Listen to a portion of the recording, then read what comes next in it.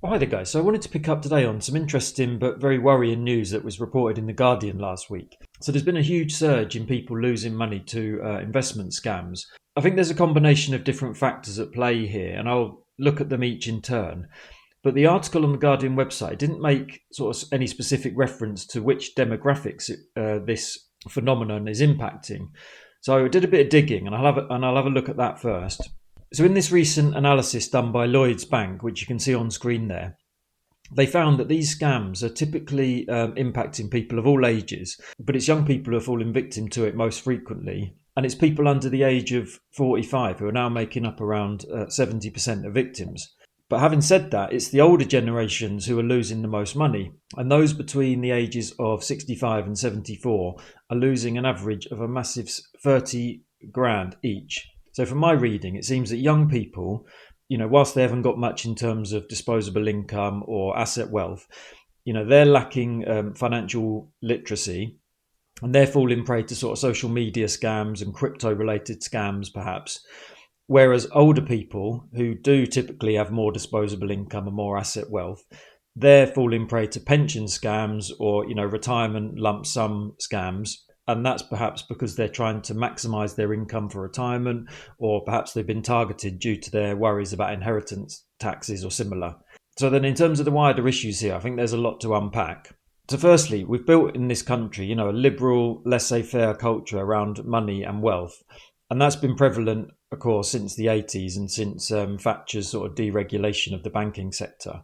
And the underlying message around money and wealth in this country is that, unless your house is increasing in value and unless you're getting good returns, you're a loser. So I'd argue that sort of greed is good mantra and that prevalence of a sort of spiv culture has permeated into wider society, whether that's through the media or through government policy. And that sort of Wild West financial environment that we've now got is a natural consequence of that culture.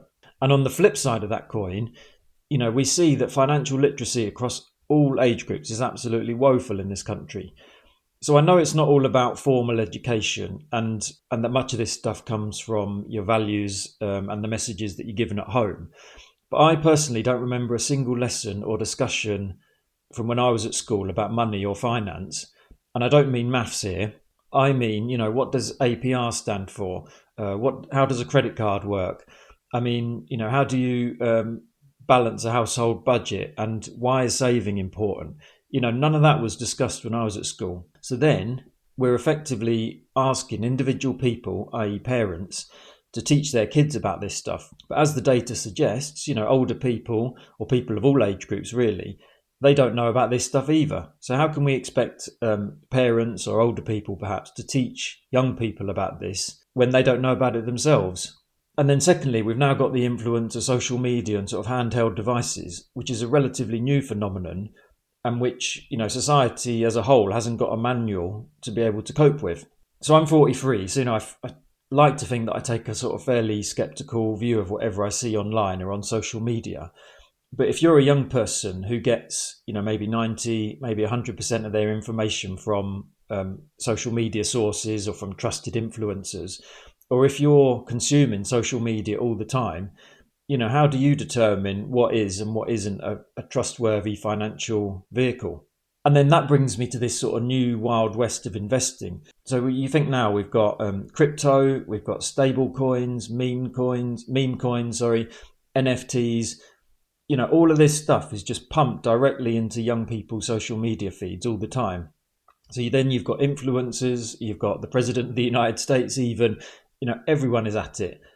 And so the implicit message that young people are getting is that if you're not doing this, then you're a loser and you're missing out on what they call passive income. And ultimately, all of those investment vehicles that I just mentioned, they're essentially just forms of gambling. And the way it's presented within these apps on social media is very similar to gambling sites. And then it's also increasingly difficult to determine which platforms are legit and which are fraudulent. And then of course we've got the wider financial environment, and what we've got at the moment is what they describe as the everything bubble. So every single asset class is up at the moment: housing, gold, crypto, stocks. You name it, everything is up. So once again, there's this notion that if you're not investing, you must be a loser. And it's absolutely inevitable in that context that young people in particular are going to be targeted by these scammers. And then finally, we get to the role of government and the lack of regulation in this space.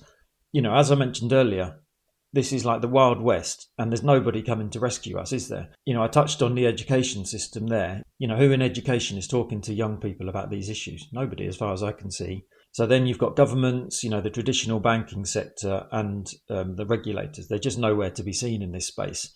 And this is the end result. Yeah, stay safe out there, guys. Please let me know in the comments, what's your experience of this stuff? Have you been a victim of a financial scam? And what's your experience of using crypto or other non-traditional asset classes?